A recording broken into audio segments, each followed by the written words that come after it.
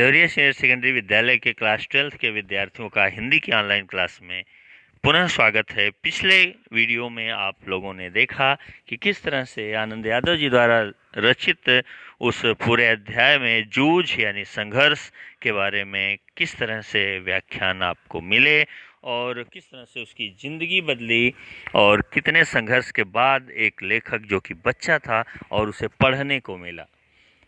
आज के हिसाब से परिस्थितियां बिल्कुल विपरीत थीं, जिनके आधार पे उसने अपने ज़िंदगी को सुधारने का प्रयास किया। इतना छोटा बच्चा जो क्लास 4th या 5th में पढ़ रहा हो, इसके द्वारा ऐसा संघर्ष किया जाए, ऐसा ज़िंदगी में देखने को बहुत कम मिलता है, नहीं मिलता है। आज की पीढ़ी में तो कतई नहीं मिलेगा।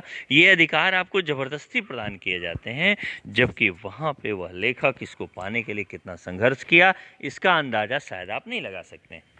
यह पेज जो आपके सामने खुला हुआ है, इस पेज का अध्ययन आप कर चुके हैं कि कहाँ तो एक समय था लेखक को पानी लगाने के लिए क्यारियों में पानी लगाना होता था और वह लेखक क्यारियों में पानी लगाने के बाद भैंस गाय चराने जाता था। उस समय में वो सोचता था कि लोग हों साथ में तो अच्छा है। आज लोग की बात छोड़ो, अकेलापन ही रास आ रहा है, अकेले रहे तो अच्छा है, ऐसा उसको लगने लगा है। और कविताओं के सहारे, मास्टर की धुन पर कविताओं को गाने के सहारे पढ़ाई की सारी पेंच इजी लगने लगी, सारी मेहनत आसान लगने लगी है, क्योंकि मान सम्मान मिलने लगा, धुन लय छंद के साथ गाने लगा।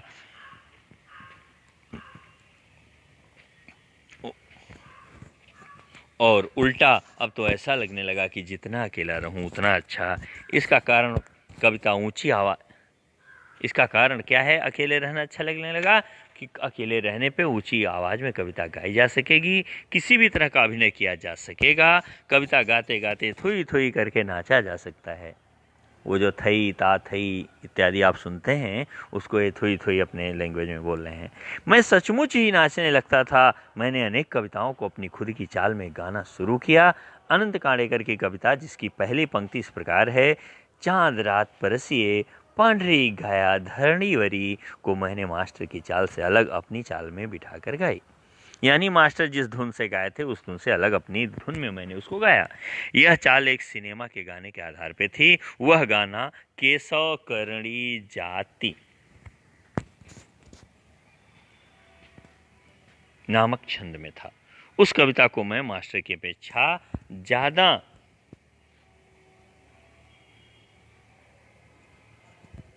दोनों एक ही पेज है, अभिनय से गाता था। चेहरे पर कविता के भाव पैदा करने का प्रयत्न करता था। मास्टर को मेरा प्रयत्न इतना अच्छा लगा कि उन्होंने 6वीं 7वीं कक्षा के सभी लड़कों के सामने मुझे बुलाकर गवाया। पाठशाला के एक समारोह में भी उसे गवाया। इसके कारण मुझे लगा कि मेरे कुछ नए पंख निकल आए। सही है, जो बंदा अपनी क्लास में बैठा हुआ, जिसकी धोती खींच ली जाती थी, गमछा छीन करके मजाक उड़ाया जाता था, जिसे लगता था कि मैं खिलौने वाले कौवे के बच्चे की तरह से हूँ, सारे कौवे मुझे चोंच मार के जा रहे हैं, मेरे दोस्त मेरा मजाक उड़ा रहे हैं, वो आज अपने से बड़ी क्लास के बच्चों के सामने अभिनय करके गा के दिखाने के लिए बुलाया जाता है। ये बात इसको ऐसी लगी जैसे कोई नया पंख आ गया है, अब इसका मान सम्मान बहुत बढ़ गया, छोटे बच्चे को बहुत सारा प्यार मिलने लगा, ऐसा इसे लगा। मास्टर स्वयं कविता करते थे। अनेक मराठी कवियों के काव्य संग्रह उनके घर में थे।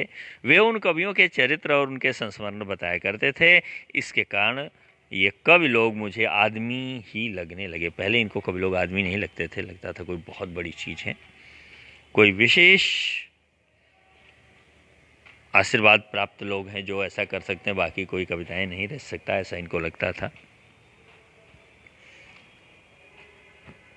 खुद सौंदलगेकर मास्टर कवि थे, इसलिए यह विश्वास हुआ कि कभी भी अपने जैसा एक हाड़ मांस का, क्रोध लोभ का मनुष्य होता है। यह पेज आगे है।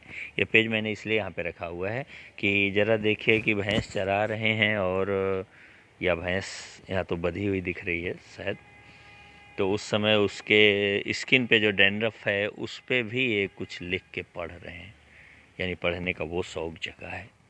देखिए, सच है हौसलों में कुछ नहीं होता, पंखों से कुछ नहीं होता, हौसलों में उड़ान होती है। बात मात्र हौसलों की है।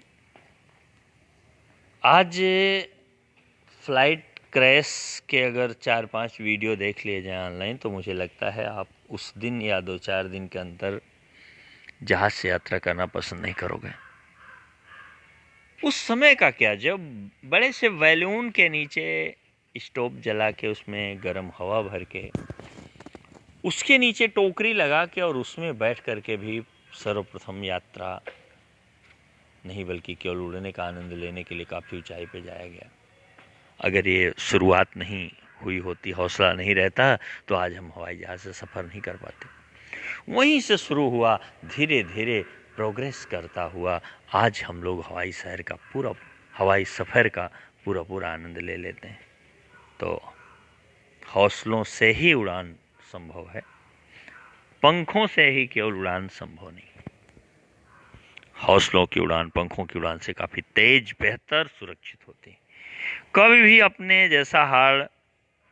जैसा ही एक हाड़ मांस का, क्रोध लोभ का, यानी क्रोध करने वाला, लालच करने वाला, हड्डी और मांस वाला मनुष्य होता है। यह भी लगा कि मैं भी कविता कर सकता हूँ। मास्टर के दरवाजे पर छाई हुई मालती की बेल पर मास्टर ने कविता लिखी थी। वह कविता और लता मैंने दोनों ही देखी थी। इसके कारण मुझे लगता था कि अपने आसपास, अपने गांव में, अपने खेतों में कितने ही ऐसे दृश्य हैं जिन पर कविता बना सकता हूँ। यह सब कुछ अनजाने में ही होता रहता था। भैंस चराते चराते मैं फसलों पर, जंगली फूलों पर तुकबंदी करने लगा। उन्हें जोर से गुनगुनाता भी था और मास्टर को दिखाने भी लगा। कविता लिखने के लिए खीसा में कागज और पेंसिल रखने लगा। खीसा माने धोती जब पहनी जाती है तो उसको मोड़ फोल्ड किया जाता है, मुंडेर जिसको बोलते हैं, उसमें, उसी को खीसा कह रहे हैं, उसमें पेन और कागज रख लेते थे जिससे वो कविता वहीं पे लिख सकें। नहीं तो बनाई, भैंस चराते समय घर तक आते भूल गई तो गड़बड़ हो गया। कभी वह न होते तो लकड़ी के छोटे टुकड़े से भैंस की पीठ पर रेखा खींचकर लिखता था, या पत्थर की शिला पर कंकड़ से लिख लेता। जब कंठस्थ हो जाती तो पोंछ देता। किसी रविवार के दिन एक आध कविता बन जाती तो सोमवार के दिन मास्टर को दिखाता। बहुत बार तो सवेरा होने तक धीरज छूट जाता और मैं रात को ही मास्टर के घर जाकर कविता दिखाता। वे उसे देखते और शाबाशी देते। ये भी नहीं कि भाग जाओ, क्यों इतनी रात को ये चले, अरे स्कूल में तो आना ही था, ऐसा कुछ नहीं। मास्टर भी बड़े प्रेम से उसकी कविता देखते, वे उसे देखते और शाबाशी देते। और फिर कभी कभी तो कविता के शास्त्र पर एक पूरी महफिल हो जाती। बोलते बोलते मास्टर बताते कवि की भाषा कैसी होनी चाहिए, संस्कृत भाषा का उपयोग कविता के लिए किस तरह होता है, छंद की जाति कैसे पहचानें, उनका लय क्रम किस तरह का होता है, छंद की जाति कैसे पहचानें, उनका लय क्रम कैसे देखें, अलंकारों की सूक्ष्म बातें कैसी होती हैं, अलंकारों का भी एक शास्त्र होता है, कवि को शुद्ध लेखन करना क्यों जरूरी होता है, शुद्ध लेखन के नियम क्या हैं, आदि अनेक विषयों पर वे सहज बातें बताते रहते।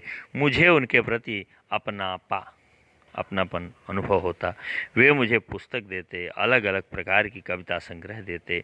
उन्होंने कई नई तरह की कविताएं सुनाई तो लगा कि मैं इस ढर्रे पर कविता बनाऊं। जितना नयापन मिलता गया उतना ये स्वीकार करते गए, उस नएपन को लेकर के आगे बढ़े और इनकी पढ़ाई वाली जिंदगी ही काफ़ी सुंदर होती चली गई। फिर तो सारे दिन उस दिशा में मेरी कोशिश चलती। इन बातों से मैं सौंदलगेकर मास्टर के बहुत नज़दीक पहुंच गया और जाने अनजाने, अगले पेज में देखते हैं, और जाने अनजाने मेरी मराठी भाषा सुधरने लगी। उसे लिखते समय मैं बहुत सचेत रहने लगा। अलंकार, छंद, लय आदि को सूक्ष्मता से देखने लगा। शब्दों का नशा चढ़ने लगा और ऐसा लगने लगा कि मन में कोई मधुर बाजा बजता रहता है। शब्दों का नशा चढ़ने लगा का मतलब शब्दों का चयन करना, शब्दों का कलेक्शन करना, ढेर सारे पर्यायवाची इत्यादि ढूंढना, क्योंकि किसी शब्द में तुकबंदी करने के लिए पर्यायवाची शब्दों का होना बहुत ज़रूरी है। किसी शब्दों में भाव भरने के लिए भी शब्दों का, किसी विशेष भाव को प्रकट करने के लिए भी शब्दों का होना बहुत ज़रूरी है। एक ही शब्द को बार बार प्रयोग करोगे तो इससे पता चलेगा आपके पास शब्द दारिद्र्य है, अर्थात शब्द भंडार नहीं है। और शब्द भंडार नहीं है तो इसका मतलब है आप भाषा के जानकार नहीं हैं। अगर आप भाषा के जानकार हैं तो आपके पास शब्द भंडार होना बहुत आवश्यक है।